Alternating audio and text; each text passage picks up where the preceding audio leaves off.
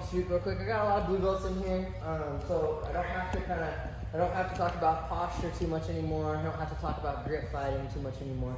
But one thing that you might have forgotten, and it's something that we rush a lot when we're in like a open mat type situation, is the fact that when I'm trying to get my inside hand positions on Jess, most of the time this person, I should have been like reaching up for posture. I should have been trying to drag the arm across the body. This is one of the strongest positions in Jiu-Jitsu as well, when we're dragging the arm across the body and scissoring our legs out to the side and looking to attack the back. So a lot of times when you start attacking these arms, whether it be for arm bars or that arm drag that I just mentioned, these elbows start to get really tight and it starts to get really hard to get inside hand position here. It starts to get really hard to stretch the arms out. She starts to get connected to my body and starting to make a ramp or starting to stand up and pass my guard.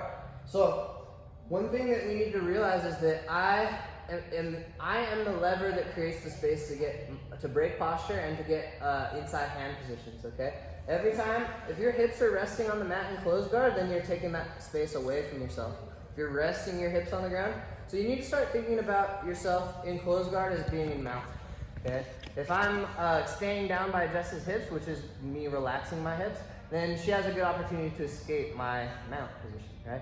So I need to start learning how to climb my guard. One of the ways I can do that is lifting my hips up off the ground. That's a good start. The other thing that, when you lift your hips up off the ground, people have a tendency to want to squeeze with their knees.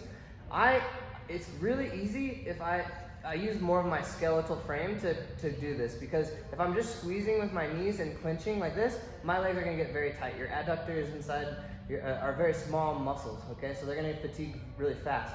In order for me to use a little bit more of my skeletal structure, I'm going to like scissor my legs outwards while keeping my feet crossed, and I'm going to bite my heels on Jess's hips, and that creates this fulcrum in my hips for me.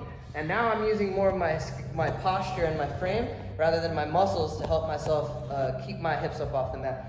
Another thing that we have a tendency to do is like look up at this person when we're inside closed guard. It's hard for me to keep my hips lifted and lift my head up at the same time. So being able to have proud posture inside your guard is going to give you a lot more options here. Okay, not only can I force her posture backwards a little bit just by shoulder walking and pushing my hips into her, which gives me more options even still. When she starts to push back, I can use my hips to break the posture even more forcefully, get my hands to the inside. So a lot of times, I'm here, I like to put my knuckles right in between the forearms, and as I get ready to break the posture, my hands come inside and I use my knees to create the posture break with my hands on the inside, creating the levers necessary to break her inside hand position open, okay? So once you're here, you don't have long, okay? I don't really like to grab for posture right away like this, just because I feel like I get stuck to her a little too early, and it's too easy of an angle for her to start to fight for that inside hand position, pummel her hands back inside. Now I'm really just hanging on to like a dying position again, right?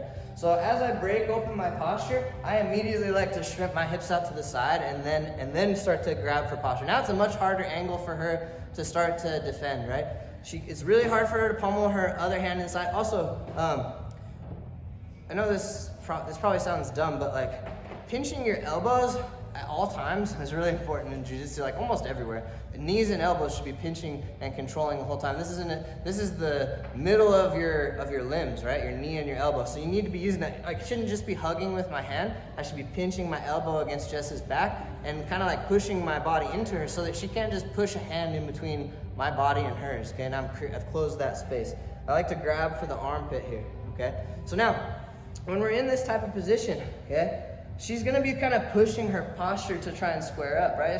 If somebody tries to pass your guard from this angle, you have so many options, right? I can start to push her head away, pinch my knees, and start to attack omoplatas. As she starts to reach her hand up to push my knee down, I can use the C grip to stuff her hand inside and start to look for triangles, okay? This is a bad position for her to start thinking about passing my guard, is off to the side like this, okay? So most of the time, if they're smart, they're gonna be trying to square you back up, put you on their hips, and get their inside hand position back in and start to posture up, right? So just knowing that she's gonna try and square back up with me is a really powerful thing to me. So as she starts to square me back up, I push her head to the side and I trap her head on the side she's pushed towards, right? You can grab onto the belt if you want to, just to get some reprieve, okay? I'm pinching my elbow to keep her posture down. Now, most of the time with this hand, they're gonna come up to your neck and start to push down, right? As they start to try and create that space, I follow her up and shift my hips to the side. Now I lift my hips up and start to sweep, attaching her to me and flipping her like a pancake. When I mean flipping like a pancake, you're elevating your hips so that you can rotate them and put them down. People think of it too much as sweeping from like right to left or left to right, right? They think like you're gonna go this way and sweeping. And you might sweep some people like that, but that's when you're gonna run into a lot of posts. That's when you're also gonna run into them shifting their hips back at that time and then passing your guard because you couldn't stay attached, right? So we're gonna practice. This person's gonna have inside hand positions. I want you to practice extending your legs, biting your heels on the hip, and shoulder walking a little bit. That's important. Staying with my hips attached to Jess, okay? Making these knife hands, like curling my middle knuckles and putting them against Jess's forearms. As I lift my hips up, I break her posture down using my knees and shove my hands to the inside. Remember, I don't really like to do this right away because I feel like it's just you gave up the position too early. As she's coming down, I should be shifting, and I can always get I can always do it at the same time. You should be doing it at the same time. Remember, you want to be a step ahead. I don't want to be kind of like posture break, grab you get your posture back. We're back to square one, right? I want to get my angle, shift my hips, and start to create this angle. As she pushes in to square me, I use my hand to cover her head, and I swim over and grab the belt. This is the most common reaction is this, because they don't really feel like they can push your leg down, because that doesn't really feel like it'll help them, right? They feel like they need to either keep heading this direction or push off my face or posture up against me, which will create other opportunities. Like push pressure into me, right? This will create, like TP up. This will create other opportunities for me, okay? So we'll talk about that in a second, but the most common reaction is to push off the face to try and posture their head back up. As she pushes off and she starts to posture, I follow her up, lift my hips up with both feet on the ground, trap her elbow, look where I want to sweep her, and turn my hips over, okay? Does that make sense? Let's do it. 1, 2.